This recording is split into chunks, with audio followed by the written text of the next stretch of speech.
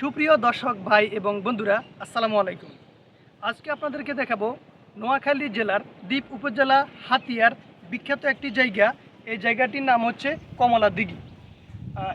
বছরের বিভিন্ন সময় হাতিয়ার বিভিন্ন প্রান্ত থেকে এই কমলা দিঘির প্রাকৃতিক সৌন্দর্য উপভোগ করার জন্য বিভিন্ন শ্রেণী পেশার মানুষ এখানে এসে থাকেন। তো এখন হচ্ছে শীতকাল শুরু হওয়ার একটু আগে, এই সময়ে লোকজনের একটু ভিড় কম থাকে। এ কারণে আজকে আমরা এখানে এসেছি যেন লোকজনের ভিড়ের মধ্যে আমাদের প্রাকৃতিক সৌন্দর্য উপভোগ করার ক্ষেত্রে বিড়ম্বনার শিকার হতে না হয়। তো আপনারা একটু ওইদিকে তাকালে দেখবেন এখানে যে জাউ গাছের শাড়িগুলো দেখতে পাচ্ছেন, খুবই সুন্দর একটা সিনারি। আর এই জাউ গাছের পিছনের অংশে রয়েছে কেওড়া গাছ। কেওড়া গাছ আপনারা অনেকেই চিনে থাকবেন। এটা হচ্ছে টক জাতীয় একটা ফল। এটা খুবই সুস্বাদু। এটা কাঁচাও খাওয়া যায় এবং এটাকে আচার বানিয়েও খাওয়া যায়। আর এদিকে বিশাল চর, ওই পাশে হচ্ছে অনেক বিশাল চর আছে। এখানে ঘাস আছে, মহিষ, গরু, ছাগল, বিভিন্ন গবাদি পশু আছে। এখানে এরা ঘাস খেয়ে থাকে। আর হচ্ছে হাতিয়াতে বিভিন্ন যে শ্রেণী পেশা মানুষ রয়েছেন, তার মধ্যে কৃষক শ্রেণীর যে মানুষগুলো, এরা বেশিরভাগ এখানে গরু ছাগল পালন করে থাকে। আর এদিকে আপনারা একটু দেখেন, এই যে একটা চ্যানেল, এটা হচ্ছে চ্যানেল, অর্থাৎ এটা প্রাকৃতিকভাবে সৃষ্ট। কেউ এই চ্যানেলটা তৈরি করা নাই। এটা এদিকে হাতিয়াকে দুই ভাগ করেছে এই চ্যানেলটা। আর হচ্ছে এই চ্যানেলটার উৎপত্তি হয়েছে এই যে সামনে যে নদীটা দেখতে পাচ্ছেন, এই নদীর এখান থেকে পুরো ভিতর দিয়ে ঢুকে হাতিয়াকে প্রায় সমানভাবেই দ্বিখণ্ডিত করেছে চ্যানেলটি। এই চ্যানেলের ওই পাশে আপনারা দেখেন, এগুলো দেখতে পাচ্ছেন, এগুলো হচ্ছে কেওড়া গাছ। এই কেওড়া গাছের যে বললাম আমি ফল, টক জাতীয় যে ফলটা, এটা হচ্ছে কেওড়া গাছগুলো যে আপনারা দেখতে পাচ্ছেন। খুবই সুন্দর সিনারি। আপনারা যদি কখনো হাতিয়াতে কেউ ঘুরতে আসেন, হাতিয়ার বাইরে থেকে ঢাকা, চট্টগ্রাম, খুলনা, বরিশাল বিভিন্ন প্রান্ত থেকে আমাদের হাতিয়াতে নিঝুম দ্বীপ দেখার জন্য এখানে লোকজন আসেন। তো নিঝুম দ্বীপ দেখার পাশাপাশি আপনারা যদি হাতিয়াতে এসে থাকেন, সেক্ষেত্রে আপনারা এই কমলা দিঘিতে অবশ্যই আসবেন। এবং এখানে শীতকাল যখন পুরোপুরি শুরু হবে, তখন অনেক দর্শনার্থী এখানে আসে দেখার জন্য। তখন আপনাদের আরও অনেক বেশি ভালো লাগবে। আর এখন একটু রোদ বেশি, যখন বিকেলবেলা আসবেন আপনারা, তখন এই সৌন্দর্যটা আরও বেশি উপভোগ করতে পারবেন। প্রাকৃতিক সৌন্দর্য উপভোগ করার পাশাপাশি আপনাদেরকে ছোট ছোট কিছু ইনফরমেশন দিয়ে রাখছি আমি। আপনারা যে এখানে যে নদীটা দেখতে পাচ্ছেন, হয়তো আপনারা দেখবেন অনেক দূরে, তো হয়তো দেখা নাও যেতে পারে।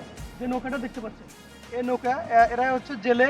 এরা এখান থেকে ইলিশ মাছ, চেওয়া মাছ, চিংড়ি মাছ, মানে নদীতে যত প্রকারের মাছ পাওয়া যায় সকল প্রকারের মাছ এরা এই সংগ্রহ করে যে নৌকাটা দেখতে পাচ্ছেন, এই নৌকা থেকে এরা মাছগুলো ধরে। তো এই হাতিয়াতে মোট প্রায় 10 থেকে 12 লাখ মানুষের বসবাস।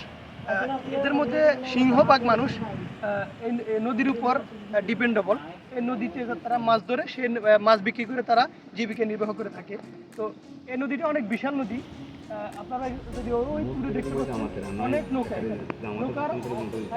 দেখতে পাচ্ছেন। নৌকার অভাব নেই। মোট কথা হাতিয়াতে প্রায় বেশিরভাগ মানুষই এই জেলে, তারা এই মাছ বিক্রি করে, নদী থেকে মাছ সংগ্রহ করে সেই মাছ বিক্রি করে জীবিকা নির্বাহ করে থাকে। তো এই নদী হচ্ছে তাদের জীবিকা নির্বাহের অন্যতম একটি মাধ্যম। তো এই নদীটা হচ্ছে আবার এদিক দিয়ে ঘুরে ওইদিকে নোয়াখালী যে মেইন সদর রয়েছে, সুবর্ণচরের দিক দিয়ে মিলিত হয়েছে এই নদীটা। এই নদী দিয়ে হাতিয়া থেকে নোয়াখালীর যে মেইন শহর রয়েছে, সেটার সাথে যোগাযোগের একমাত্র মাধ্যম হচ্ছে এই নদীটা। নদীটা ওই দিক দিয়ে ঘুরে হাতিয়ার উত্তর প্রান্ত হয়ে তারপরে হচ্ছে নোয়াখালী যে মেইন অংশ, ওটার সাথে মিলিত হয়েছে। তো হাতিয়ার জনমানুষের যে একটা দাবি, সে দাবিটা হচ্ছে নদী ভাঙ্গন।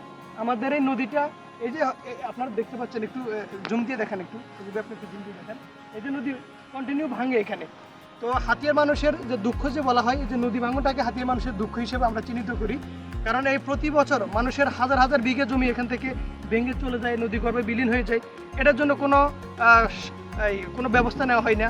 বিভিন্ন জনপ্রতিনিধি আসেন, তারা এসে হয়তো অনেক টাকা বরাদ্দ হয়, কিন্তু তারা এটা কাজ করে না, বা অল্প কিছু কাজ করে পরে আবার হাতিয়ার মানুষের দুঃখ কখনো গোছায় না। তো আমি আমার এই ভিডিওর মাধ্যমে একটা কথা বলতে চাই, সেটা হচ্ছে হাতিয়ার জনমানুষের যে দুর্ভোগ নদী ভাঙ্গন, এটা একটু রোধ করার জন্য আপনারা একটু, যারা জনপ্রতিনিধি আছেন, আপনারা একটু প্লিজ কাজ করেন। কারণ হাতিয়ার মানুষের দুঃখ খুবই খারাপ লাগে এগুলো দেখলে। নদী ভাঙ্গনটা একটু রোধ করেন, হাতিয়ার মানুষ যেন স্বস্তিতে নিঃশ্বাস ফেলতে পারে, সেই ব্যবস্থাটা করে দিন। আপনাদের কাছে শুধু এটুকুই চাওয়া। মানুষ আপনাদের কাছ থেকে টাকা পয়সা, দ্বন্দ্ব কিছুই চাই না, শুধু এই যে নদী ভাঙ্গন রোধ, এটুকু হলে মানুষ একটু শান্তিতে এখানে বসবাস করতে পারবে। এই আশা ব্যক্ত করে আজকের মতো এখানে শেষ করছি। সবাই ভালো থাকবেন, সুস্থ থাকবেন। আসসালামু আলাইকুম।